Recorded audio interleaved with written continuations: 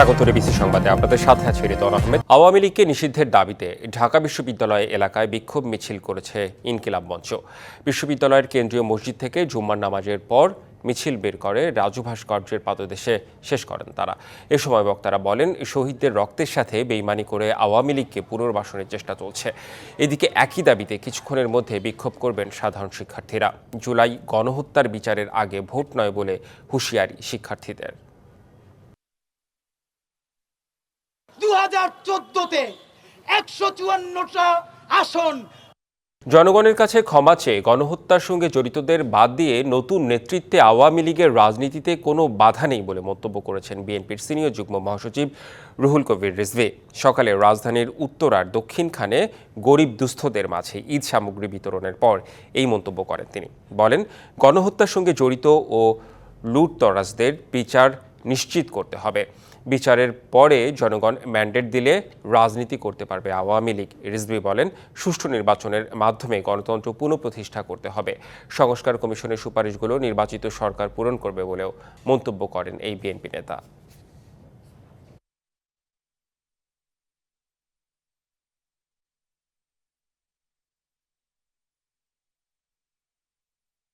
জনগণ কাছে গিয়ে তারা জনগণ যদি তাদেরকে রাজনীতি করার সুযোগ দেয়, সেখানে তো আমাদের কিছু বলার নাই। যে লোক আওয়ামী লীগের নেতৃত্বে আসবেন, সে যদি অপরাধ না করে, সে যদি ছাত্র হত্যা না করে, সে যদি কোনো অর্থ লোপাট না করে, টাকা পাচার না করে, এরকম লোক যদি নেতৃত্বে আসে, তাহলে সেই আওয়ামী লীগ কেন রাজনীতি করতে পারবে না? আওয়ামী লীগ পুনর্বাসন জনগণ মেনে নেবে না বলে মন্তব্য করেছেন জামায়াতে ইসলামের আমির ডাক্তার শফিকুর রহমান নিজের ভেরিফাইড ফেসবুক পেজে। তিনি এসব কথা বলেন। জামায়াতের আমির জানান, ৩৬ জুলাই আওয়ামী লীগের চ্যাপ্টার ক্লোজড হয়ে গেছে, নতুন করে ওপেন করার অবকাশ নেই। বাংলাদেশে নির্যাতিত 18 কোটি মানুষের দাবি গণহত্যাকারীদের বিচার, 24-এর শহীদ পরিবারগুলোর পুনর্বাসন, আহতদের সুচিকিৎসা এবং সুষ্ঠু নির্বাচন। এ লক্ষ্যে 15 বছরের সৃষ্ট জঞ্জালের মৌলিক সংস্কার করে প্রয়োজনীয় প্রস্তুতি নেওয়া। দেশকে অস্থিতিশীল করতে ফ্যাসিবাদীরা দেশ বিদেশে নানা ষড়যন্ত্রে লিপ্ত জানিয়ে সবাইকে সতর্ক থাকার আহ্বান জানান শফিকুর রহমান। বাহারি সব খাবার মিলছে বরিশালের ইফতার বাজারে। বিস্তারিত জানাতে নগরীর বগুড়া রোড থেকে যুক্ত হচ্ছেন সহকর্মী সালি টিটু। টিটু, কি ধরনের খাবারের চাহিদা রয়েছে সেখানে বেশি? বরিশালের বিশেষ কোনো খাবার রয়েছে কিনা, স্থানীয় খাবার যেটার চাহিদা ইফতারে রয়েছে? ধন্যবাদ রেদওয়ান আপনাকে। আসলে বরিশালে ইফতারের ভিন্নতা বলতে কিছুই নেই।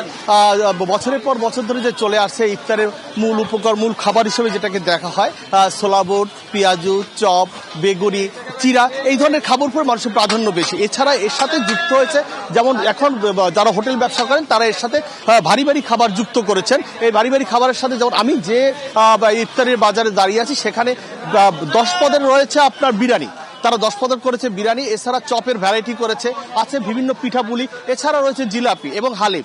আসলে বরিশালের ঐতিহ্যবাহী খাবার বলতে তেমন কিছুই নাই। আমরা ঐতিহ্যবাহী খাবার বলতে বুঝে আসছি সেই বছরের পর বছর ধরে সেই চিরা, মুড়ি, পেঁয়াজু, বেগুনি, চপ এর মধ্যেই রয়ে গেছে। এছাড়া এর সাথে যে ভারী ভারী কিছু খাবার যুক্ত হয়েছে, যেমন কালা ভুনা রয়েছে,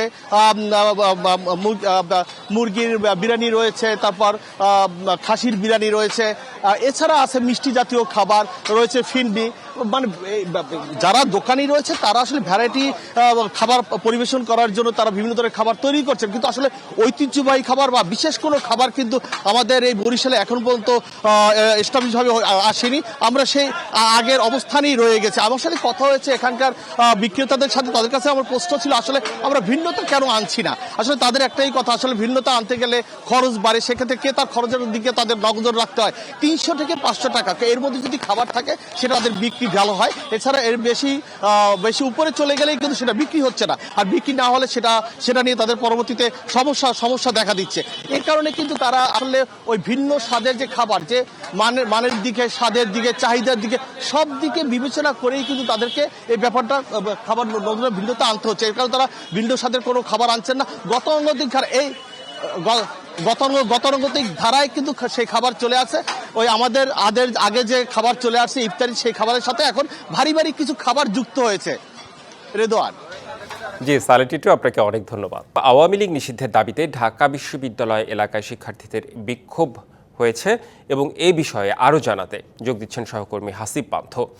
হাসিব, আওয়ামী লীগ নিষিদ্ধের বিষয়ে কি বলছেন বিক্ষোভকারীরা? সামগ্রিক পরিস্থিতি কেমন দেখছেন ওই এলাকায়? ধন্যবাদ রেদন। যেমনটি বলছিলেন, আসলে আমি এই মুহূর্তে অবস্থান করছি ঢাকা বিশ্ববিদ্যালয়ের রাজু ভাস্কর্য এলাকায়, যেখানে আমরা কিছুক্ষণ আগে দেখিয়েছিলাম যে নামাজের পরপরই কিন্তু ঢাকা বিশ্ববিদ্যালয়ের শিক্ষার্থীরা বা ইনকিলাব মঞ্চের ব্যানারে কিন্তু যারা ছিলেন তারা এসেছিলেন। এসে আওয়ামী লীগ নিষিদ্ধের দাবিতে তারা কেন্দ্রীয় মসজিদ থেকে কিন্তু আসলে একটি মিছিল বের করে তারা পরবর্তীতে হলপাড়া হয়ে রাজু ভাস্কর্যে এসে তারা বিক্ষোভ কর্মসূচি করেন। এর পাশাপাশি এখন বর্তমান যে পরিস্থিতি, যদি একটু আপনাকে বলি যে এখনও কিন্তু বেশ কিছু মানুষরা তারা রাজু ভাস্কর্যের পাদদেশে দাঁড়িয়ে আছে এবং সর্বশেষ আমরা জানতে পেরেছি যে ঢাকা বিশ্ববিদ্যালয়ের শিক্ষার্থী যারা আওয়ামী লীগ নিষিদ্ধের দাবিতে তারা কিন্তু এই রাজু ভাস্কর্যেই আসবেন, হলপাড়া থেকে মিছিল করতে করতে এখানে আসবেন, এসে একটি পর্যায়ে অবস্থান কর্মসূচি পালন করবেন। তবে কেউ কেউ আবার বলছেন যে না, অবস্থান কর্মসূচি না করলেও হয়তোবা তাদের বিক্ষোভ মিছিলটি চলবে। এবং এর আগে কিন্তু তিনি ইনকিলাব মঞ্চের মুখপাত্র তিনি কিন্তু আসলে বিক্ষোভ কর্মসূচির একটি পর্যায়ে তিনি বলেছিলেন, সমালোচনা করেছিলেন বিগত নির্বাচনে আওয়ামী লীগের যে সকল ভূমিকা ছিল সেই সকল বিষয় নিয়ে, যে আসলে যে ভুয়া নির্বাচন করেছে, এই ধরনের কথাগুলো কিন্তু আমরা দেখানোর চেষ্টা করেছিলাম। এবং সর্বশেষ আপনাদেরকে দেখিয়েছিলাম যে রাজু ভাস্কর্যে কিন্তু দিনব্যাপী আজ সকাল থেকেই বিভিন্ন কর্মসূচি কিন্তু হচ্ছে। যেমনটি আমি বলি যে ফিলিস্তিন ইস্যু নিয়েও কিন্তু আসলে এখানে বেশ কিছু কর্মসূচি হয়েছে। আজাদি মঞ্চ, ইনকিলাব মঞ্চ, তারা কিন্তু ফিলিস্তিনের মানুষদের মুক্তির জন্য তারা এখানে বিক্ষোভ করেছেন। পাশাপাশি সব থেকে যে বিষয়টি, সেটি ঢাকা বিশ্ববিদ্যালয়ের প্রত্যেকটি হল থেকে কিন্তু শিক্ষার্থীরা তারা আগেই ঘোষণা দিয়েছেন যে দুপুর 3টা নাগাদে কিন্তু তারা বিভিন্ন হল থেকে বের হবেন এবং বের হয়ে এখানে রাজু ভাস্কর্যের পাদদেশে এসে তারা বিক্ষোভ কর্মসূচি করবেন, যেখানে তাদের মূল বিষয়বস্তুটি হচ্ছে আসলে আওয়ামী লীগের নিষিদ্ধের দাবি। অর্থাৎ যে বিষয়টি নিয়ে তারা এর আগেও বেশ কয়েকবার কথা বলেছে এবং আবারও তারা কিন্তু সেই বিষয়টি নিয়ে গতকালকে থেকে সামাজিক যোগাযোগ মাধ্যমে কিন্তু এই বিষয়টি সয়লাভ হয়েছে যে আওয়ামী লীগ নিষিদ্ধের দাবি নিয়ে, যে কখন এই অন্তর্বর্তী সরকার সেই নিষিদ্ধ করবেন এই আওয়ামী লীগ রাজনৈতিক সংগঠনটি। সর্বশেষ কিন্তু আপনাদেরকে আমি দেখাচ্ছিলাম রাজু ভাস্কর্য থেকে, যেখানে এখন পর্যন্ত কিন্তু বেশ কিছু শিক্ষার্থীরা আসলেও এখনও যে মূল যে আসলে বিশ্ববিদ্যালয়ের যে সকল সাধারণ শিক্ষার্থীরা রয়েছেন বিভিন্ন হল থেকে, তারা এখনও কিন্তু বের হননি। তবে কিছুক্ষণের মধ্যেই তারা বের হবেন এবং এখানে এসে তাদের যে বিক্ষোভ কর্মসূচি, সেই বিক্ষোভ কর্মসূচি কিন্তু তারা পালন করবেন। এবং সরাসরি আপনাদেরকে সর্বশেষ দর্শক যুক্ত করেছিলাম ঢাকা বিশ্ববিদ্যালয়ের রাজু ভাস্কর্য এলাকা থেকে। সর্বশেষ আমার কাছে রেদন এই ছিল। জি, বিক্ষোভ কর্মসূচির বিষয়ে আরও জানতে পরবর্তীতে আপনার সঙ্গে আবারও যুক্ত হব। ধন্যবাদ আপনাকে হাসিব পান্থ। সংবাদ এই ছিল এখনকার মতো। ডিবিসি নিউজের সংবাদগুলো পড়তে ভিজিট করুন dbcnews.tv আর ভিজিট করুন ডিবিসি নিউজের ফেসবুক পেজ এবং ইউটিউব চ্যানেল। সঙ্গেই থাকুন।